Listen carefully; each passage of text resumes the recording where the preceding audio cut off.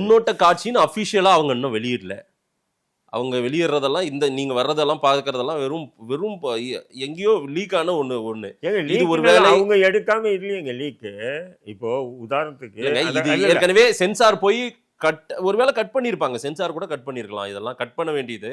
அது வராதுக்கு முன்னாடி அது வந்து அபிஷியலா வெளியாகாத போதே எதையோ ஒன்றத்தை எடுத்து வச்சுக்கிட்டு. சரி, அப்போ படக்குழு வந்து என்ன இது புகார் கொடுத்துருக்காங்க இன்னைக்கு சைபர் கிரைம்ல.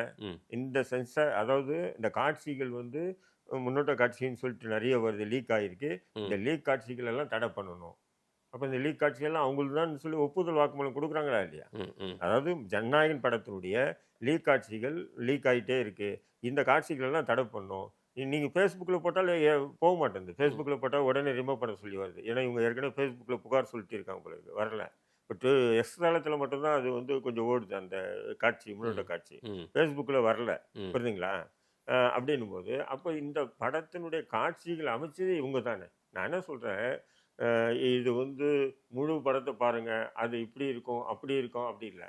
வந்திருக்க ஒரு பானை சோத்துக்கு ஒரு சோறு பதன்ற மாதிரி வந்திருக்கிற காட்சியே என்னை எதிரியாக தான் நீங்கள் காட்டியிருக்கீங்க. இல்லை, ஒட்டுமொத்த முஸ்லீம்களையும் அப்படி வந்து ஒரு தீவிரவாதிகளாக சித்தரிப்பதும், அவர்கள் போய் இதுதான் செய்வாங்க, இந்த வேலையை செய்யறதுக்காக தான் இருக்காங்கன்ற மாதிரி நாம ஏன் வந்து அந்த இடத்துக்கு நம்மளை கொண்டு போய் இட்டு பார்க்கிறோம், அந்த இடத்துல பொருத்தி பார்க்கிறோம்.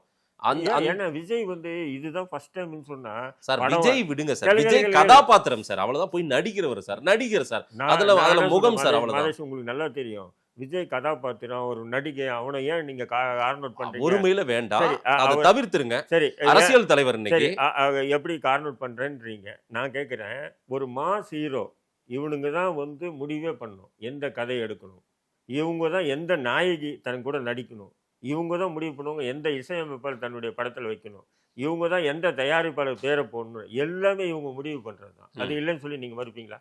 இருக்கு. ஆனால் விஜய் கேளுங்க, ஒரு அறிமுக நடிகர் ஒருத்தன் வரான்னு சொன்னா அவனை வந்து இயக்குனர் தயாரிப்பாளர் இப்படி நடின்னு சொன்னா நடிப்பான். இப்போ நம்ம கேட்க முடியாது, கேட்டால் நம்மளை எங்கேயும் தூக்கிடுவாங்கன்னு பயம். ஆனால் விஜயோ அஜித்தோ இப்போ இருக்கக்கூடிய சிவகார்த்திகேயனோ இல்லை சிம்போ இவங்கெல்லாம் வந்து இவங்க டிசைட் பண்ணுறது தான் கதையை. நீங்கள் 1000 பேர் கதை சொல்லுவாங்க, 1000 கதையை எடுத்துகிட்டு படம் நடிக்கிறது இல்லை. அதில் 1000ல் ஒரு 2-3 கதையை இவனுங்க என்ன பண்ணுவானுங்க, எடுத்துகிட்டு தான் டிசைட் பண்ணி நடிக்கிறாங்க. அப்போ நீ எடுக்கிற படம் எல்லாம் என்னை எதிரியாக வச்சு எடுக்கிற படத்துக்கு மட்டும் நீ என்ன நோக்கம்?